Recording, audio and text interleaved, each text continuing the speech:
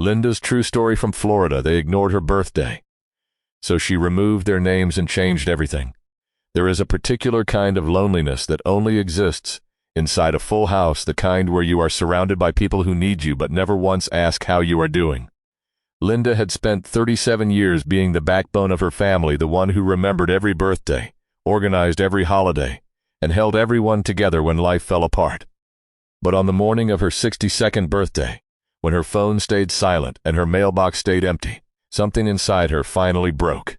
This is the story of a woman who stopped waiting to be loved the way she loved others, and what happened when she quietly rewrote the rules of everything her family thought they knew. Linda Donovan lived in a modest 3-bedroom home in Clearwater, Florida. The kind of house with a screened-in porch and a kitchen that always smelled faintly of coffee and something baking. She had married Richard when she was 25, back when he still opened car doors for her and wrote her name on napkins at diners like a boy who could not believe his luck. Together they raised 3 children: Michael, the eldest, then Karen, then David, the youngest, and for nearly 4 decades, Linda was the invisible thread that held all of them together. She was the one who planned every Thanksgiving down to the seating chart. She remembered not only her children's birthdays, but the birthdays of their friends, their teachers, their neighbors. She drove 2 hours each way to sit in a plastic chair in a school gymnasium and watch her granddaughter play a tree in a second-grade pageant. She sent handwritten cards, not texts. Not emails, handwritten cards with stamps and real ink for every anniversary, every graduation, every small victory that no one else thought to celebrate. If someone in the family was sick, Linda showed up with soup before they even asked. If someone was heartbroken, she answered the phone at 2 in the morning and listened without ever checking the clock.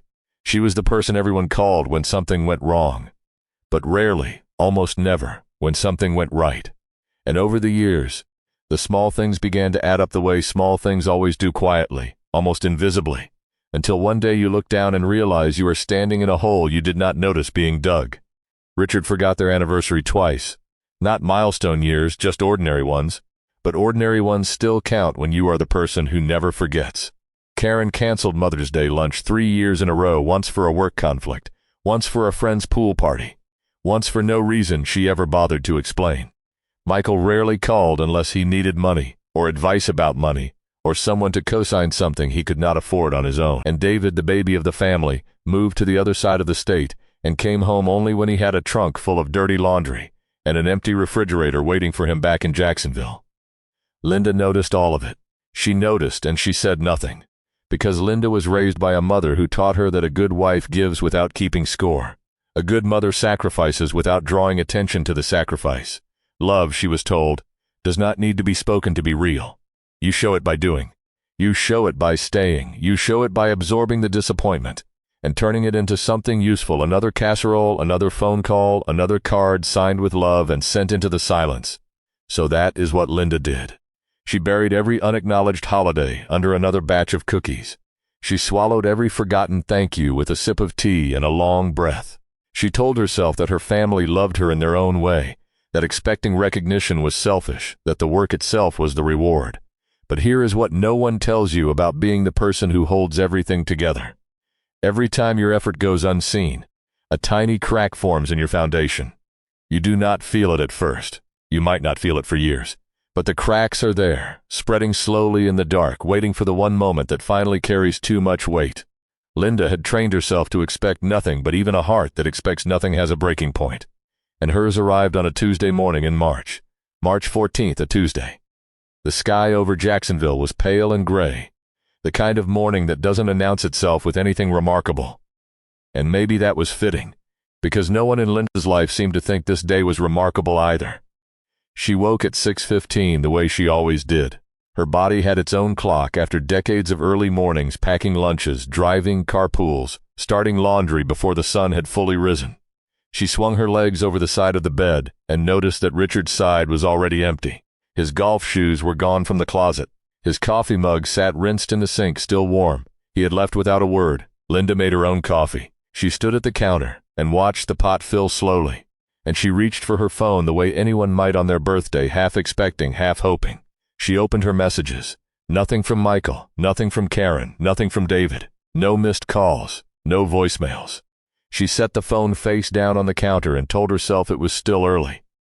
People were busy, they would remember. She checked the kitchen counter where Richard sometimes left notes or cards. There was nothing there but yesterday's mail and a coupon circular she had forgotten to throw away. The morning passed slowly.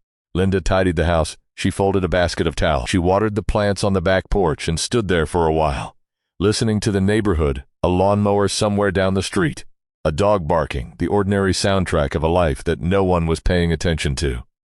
She kept glancing at her phone. The screen stayed dark. By noon, she was sitting at the kitchen table with her hands wrapped around a second cup of coffee that had gone cold.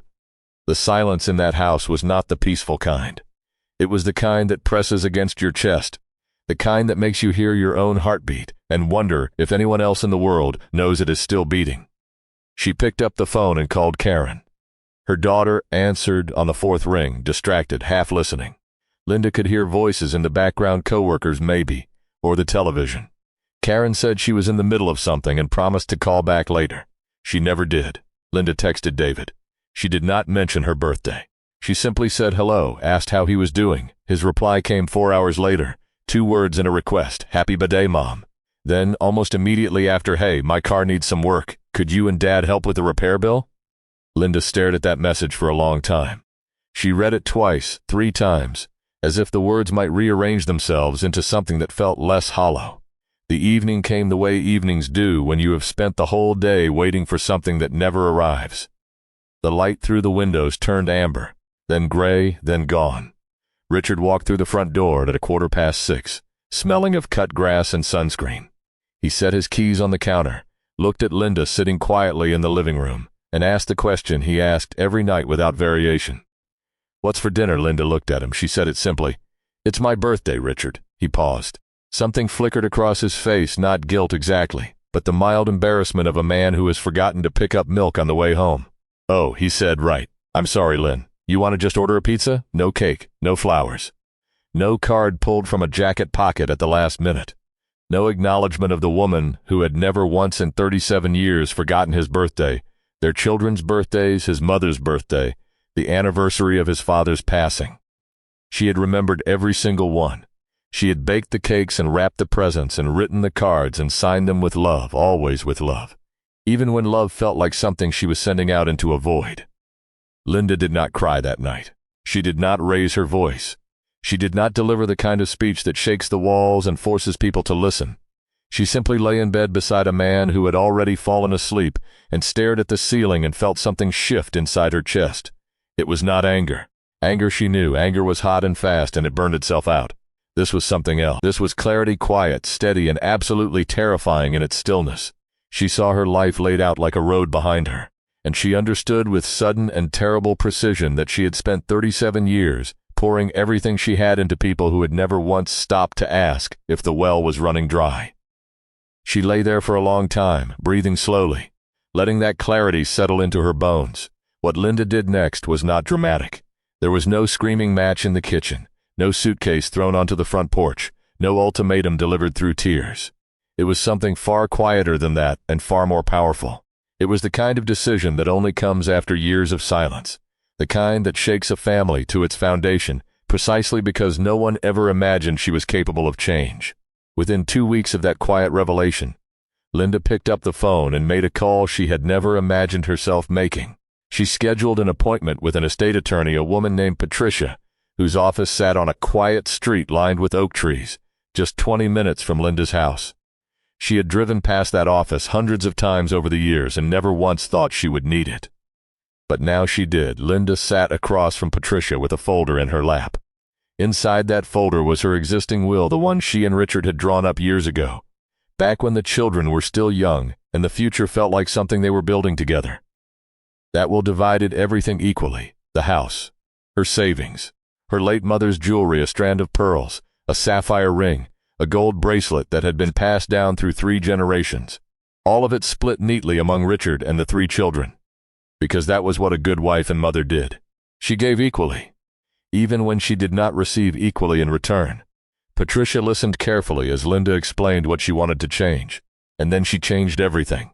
She removed Richard as the primary beneficiary. She removed Michael and Karen entirely.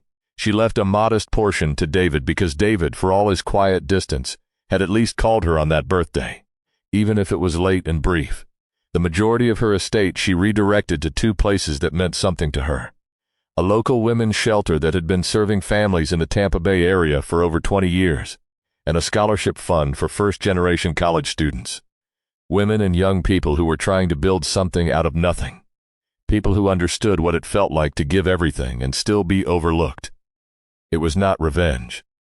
Linda wanted to be very clear about that, even if only to herself. It was redirection. She was simply choosing to send her life's work toward people who would value it. But the will was only the beginning. Slowly, deliberately, and without announcement, Linda began withdrawing the invisible labor that had held her family together for nearly 4 decades. She stopped organizing the Sunday dinners, the ones she spent all of Saturday shopping and prepping for, the ones where everyone showed up hungry and left without helping clean a single dish. She stopped reminding Richard about his doctor's appointments, his medication refills, his dentist visits. She stopped sending birthday cards to her grandchildren, cards she had always signed with love from both parents, even though Michael and Karen never asked her to, and never once said thank you. She stopped being the family's unpaid emotional secretary. The one who remembered every anniversary, smoothed over every argument, kept every relationship functioning through sheer force of her own attention and care. And in the space that opened up, and it surprised her how much space there was, Linda began doing something radical. She began living for herself. She enrolled in a watercolor class at the local community center. It met on Tuesday and Thursday mornings, and it was something she had wanted to do for 15 years. 15 years. But there had always been a grandchild to babysit, a dinner to prepare, a husband who needed something. A crisis that required her steady hand. Now, she picked up a brush and learned how light moved through water and pigment, and for the first time in longer than she could remember, she felt something close to joy. She started walking on Clearwater Beach every morning at sunrise. Just her and the sound of the waves and the gulls and her own breathing. She began reading again novels she had set aside years ago, memoirs by women who had rebuilt their lives in their 60s and 70s. She started a journal, not for anyone else to read, just for herself, just to remember what her own thoughts sounded like when they were not in service of someone else's needs. The changes were slow, gentle even. They did not arrive with fireworks or declarations, and because of that, her family did not notice at first. Richard assumed the Sunday dinners had simply paused for a week or two. Michael and Karen did not register the absence of birthday cards because they had never registered their presence. The family system that had run so smoothly for so long, powered entirely by Linda's invisible, unremarked, uncompensated fuel, continued to coast on momentum for a little while.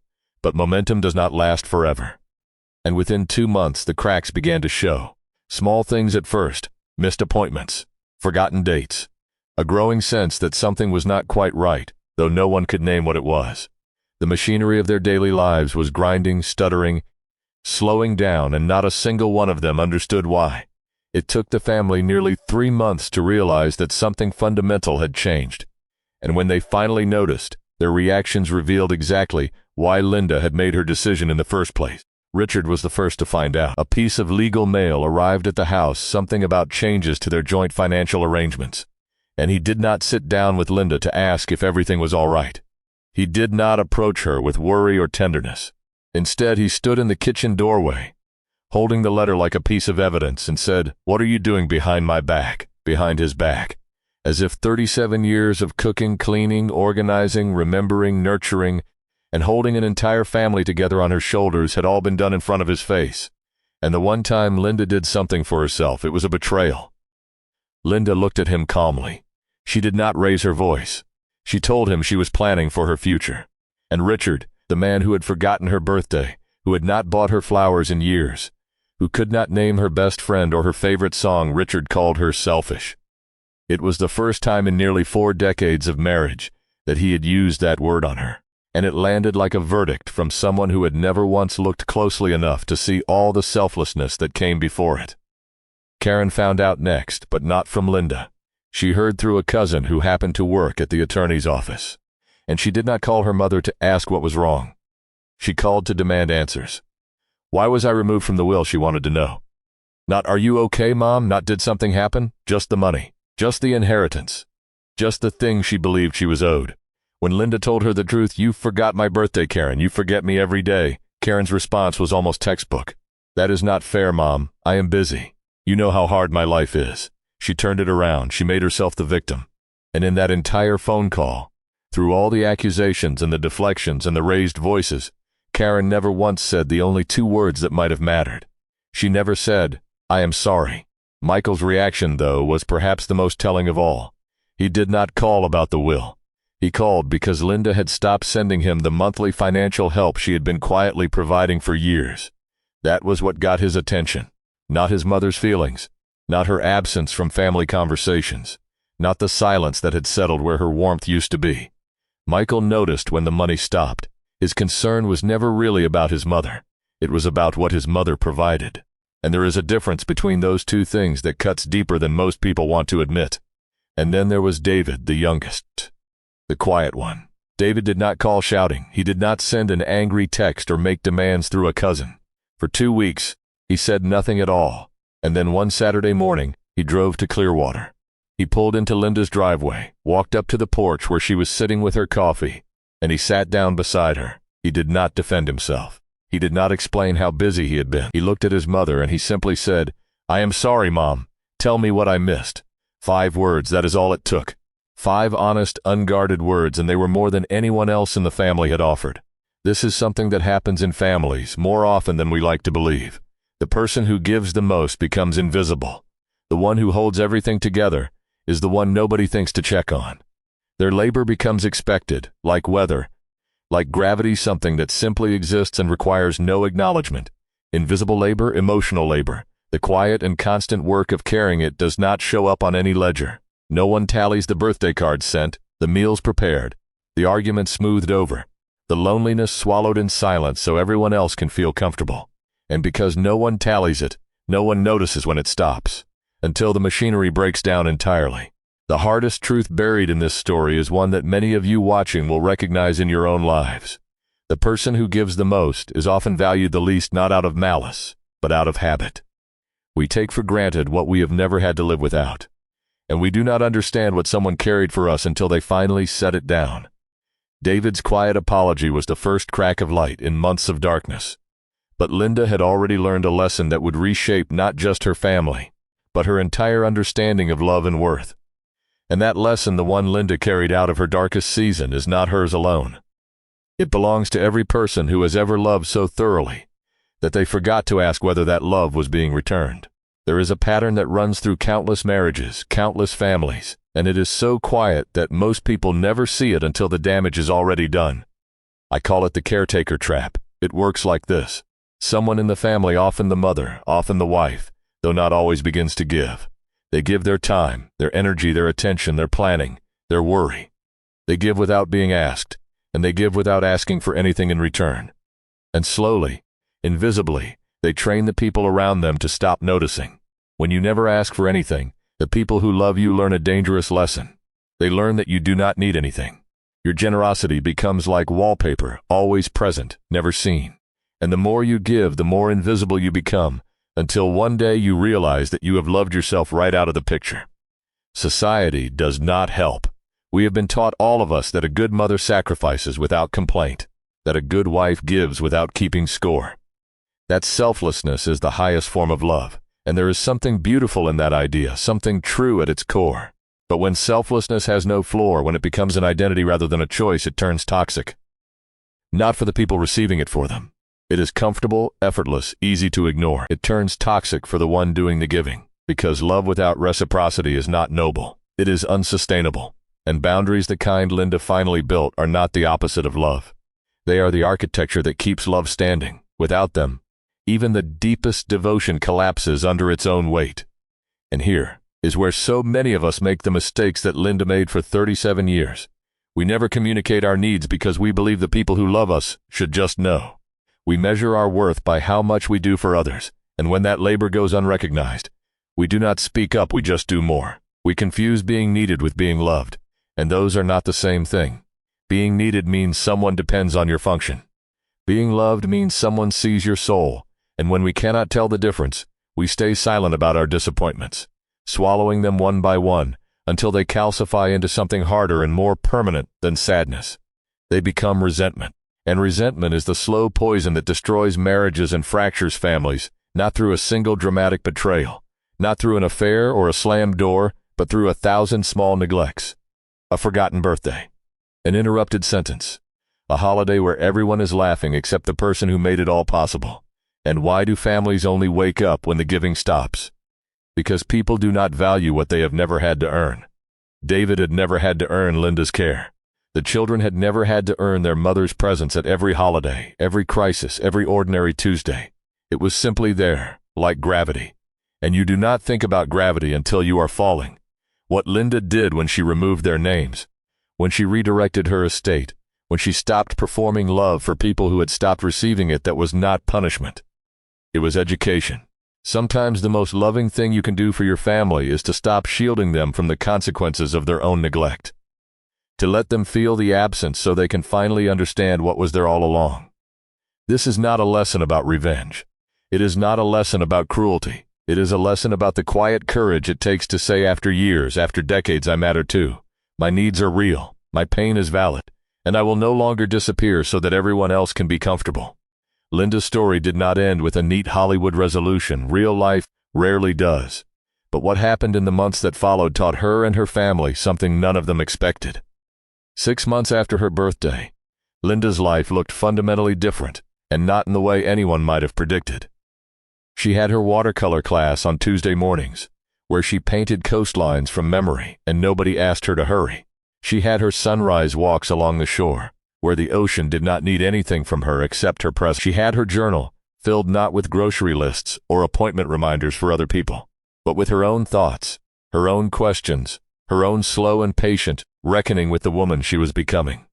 And she had a small circle of new friends, women she met through the art class, a neighbor she had waved to for years but never truly spoken with, people who saw her, not as someone's mother, not as someone's wife, not as the woman who would always say yes. They saw Linda. And that, more than anything, made her feel like she had finally stepped into a room where she was allowed to exist. She was not happy in the simple, effortless way people describe in greeting cards. It was something deeper than that. It was peace. A stillness she had never known, not even as a young bride, not even holding her first child. It was the peace of a woman who had stopped apologizing for being alive. The family reshuffled, the way families do when the ground beneath them shifts and they must decide whether to stand or fall. David was the first to change. It did not happen overnight. It happened in small, deliberate gestures, a phone call every Wednesday evening. Not to ask for anything, but just to talk. He started visiting on weekends, not out of obligation, but because he wanted to sit beside his mother while she painted. He asked about her colors, her brush strokes, the places she imagined when she closed her eyes. He was learning, slowly and imperfectly, how to love his mother as a person and not just a function. Karen took longer. She remained distant for months, wrapped in resentment, convinced that Linda had overreacted, that this was all unnecessary drama. But silence has a way of working on people, especially when it replaces a voice they had grown so accustomed to hearing that they forgot it belonged to a living, breathing human being. One afternoon, a letter arrived in Linda's mailbox, handwritten, 4 pages long.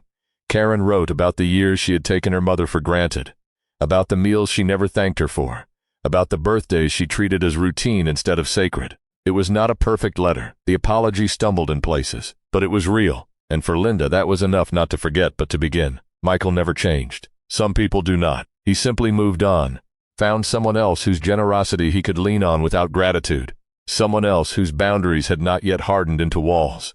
Linda grieved this quietly. She did not stop loving her son. She simply stopped pretending that his love for her looked anything like love at all. And Richard, the man who had shared her bed for nearly 4 decades without ever truly sharing her life, sat across from her in a counselor's office every Thursday afternoon. It was uncomfortable. It was slow. He had to confront the truth that he had treated his wife like furniture, always there, always functional, never something you stop to admire or thank. Those sessions did not fix everything. Linda and Richard did not divorce, but their marriage became something entirely new, something more honest. Something built not on habit but on choice. When a friend asked Linda, months later, whether she regretted what she had done, the estate changes, the boundaries, the upheaval, Linda was quiet for a long moment, and then she said something that stayed with everyone who heard it. She said, "I did not remove their names to hurt them. I removed their names because I finally added mine. For the first time in 37 years, I put my own name on the list of people who matter, and that changed everything." She did not regret her decision. She regretted waiting so long. She wished someone had told her at 25 that setting boundaries is not abandonment, that asking to be seen is not selfishness, that the people who truly love you will rise to meet your standards and the ones who do not were never loving you in the way you deserved. In the end, Linda's story is not about what she lost. It is about what she gained by losing the version of herself that accepted being invisible, the quiet, self-erasing woman who believed that love meant disappearing so others could shine. The hard-won wisdom she carried forward was simple and unshakable. Loving your family sometimes means refusing to disappear for their comfort. And the most radical act of devotion a woman can offer to her children, to her husband, to herself is to remain visible, even when it would be easier to fade away.